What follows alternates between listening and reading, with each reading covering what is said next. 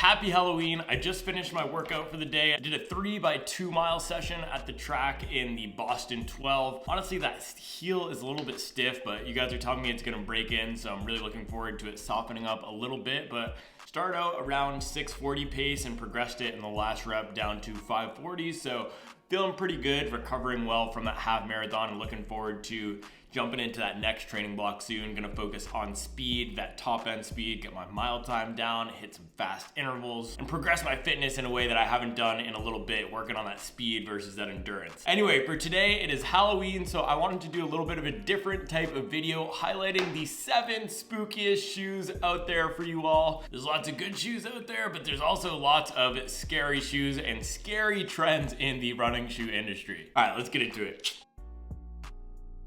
Alright guys, before we get into it, I want to highlight a few good Halloween deals for you all out there. I know I do my weekend deal roundups, but these are 2 that I want to make sure I got out to you this week before they ended. So that first one is Saucony. They're having a 31% off sale. Use the code BOO31 for all their already existing sale price shoes. That means you can get the Triumph or the Endoprhin Shift for about $78 to $80. That is a really good deal, represents a lot of great value, especially because the Triumph 21 is essentially the same thing as the Triumph 20. Then the Endoprhin Shift 3 is going to be a really solid daily trainer recovery type firmer shoe. There's nothing else really like it on the market that I've tried, and word on the street is that it's going to get canceled. So it seems to be a good bit of inventory left here, and you can pick up both of these shoes for about 80 bucks. The third deal I wanted to mention here, in addition to that Triumph and that Shift, is the Asics Nova Blast 3. Dick's Sporting Goods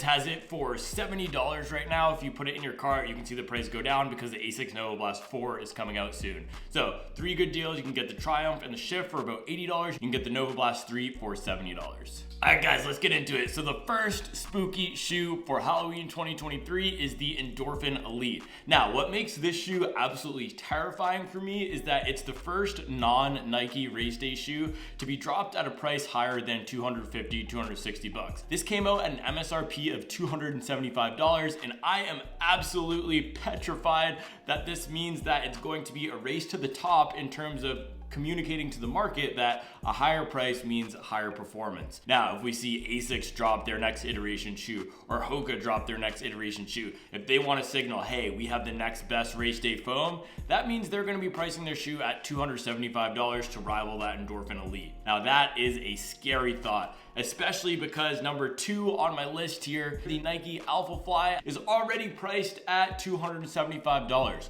So what that means is if Nike wants to communicate that they're the top dog, they have the highest place on the market, they're likely going to increase the price of that Nike Alphafly to, dare I say, $300. I'm not sure, but it seems we're headed in that direction, especially because the Vaporfly recently got a price increase to $265. That is a really scary thought. I hope that the standard for race day shoes does not become $300, at least in 2023. Give us a few more years of inflation, please, running shoe gods, before you can expect us humble recreational runners to pay $300 for a marathon shoe that we'll use one time.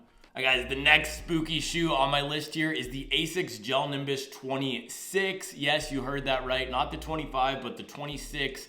I've seen some pictures leak of this shoe in different colorways than the one that I highlighted a few months ago, and the design of this is absolutely terrifying. Now, I love what they did with the Nimbus 25. It is a beautiful shoe. It has this nice, sleek, cream colorway that I have with that nice green midsole, but in the 26, they butchered our boy. There's weird lines on the midsole. There's weird colorways. I'm not sure what's going on here. There's some chatter on Reddit that they're trying to make the shoe a bit uglier again so they can go for that dad shoe demographic. You know what? I'm a dad, so I'm going to start calling that the grandpa shoe demographic, but it does not look pretty. It does not look attractive, and it looks like they're going in the wrong direction, and that is a scary thought. Asics, come on. You've had some beautiful shoes recently, like the Magic Speed is an absolute banger. The Nimbus looks great. Even the Cumulus looks awesome. I don't know why you're going back in the wrong direction for this next iteration of shoes, but it is terrifying me. Alright guys, the fourth spooky shoe for Halloween 2023 is the Nike InfinityRN. Now, what scares me about the InfinityRN is how much the shoe weighs. Nike, what are you doing putting out a max cushion shoe that has an above 11 ounce weight here on the market in 2023?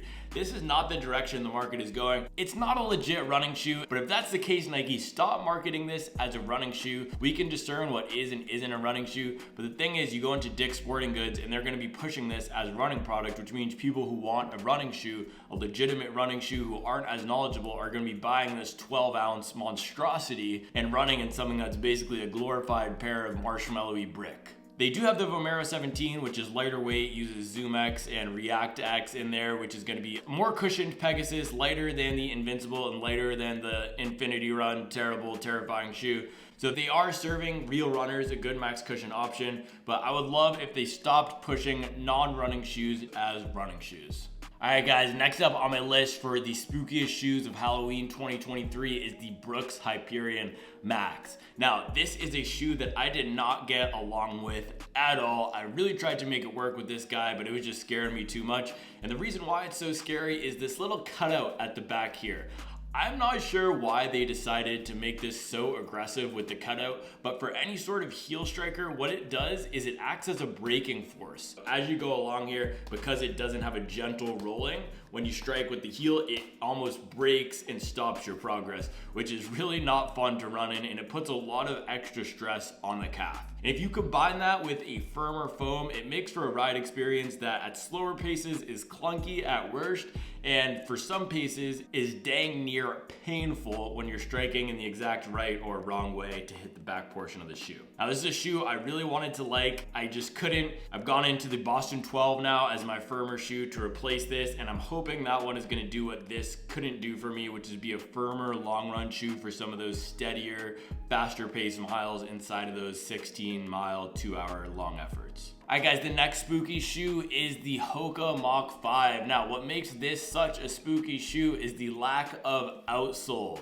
I'm not sure why brands are still doing this. Maybe it gives us a slightly more connected feeling to the ground, but it also reduces the durability of the shoe by a lot. So this pair has about 250 miles on it, and you can see I've completely worn through the back of the shoe here, and it still does run. It's a functional shoe. It's not falling apart or anything, but the grip isn't gonna be there as much.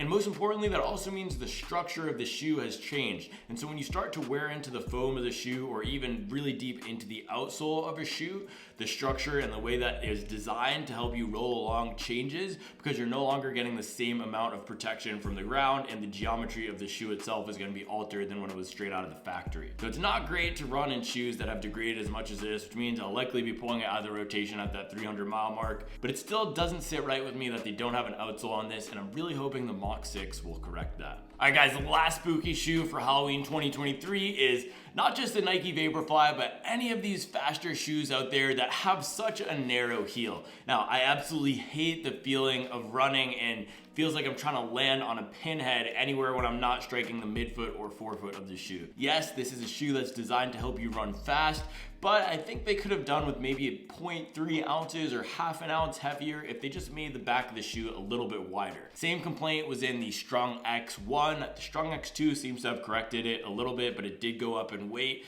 But any of these shoes where it feels like you're running on a pinhead and you're gonna twist your ankle if you don't land exactly correct are terrifying for most of us runners who don't have perfect tiptoeing form. Alright guys, hope you enjoyed this video today. I want to switch it up, do something a little bit different. Please give me a like, give me a comment, give me a subscribe if you are not already subscribed. Have a very happy Halloween, and I will see you tomorrow.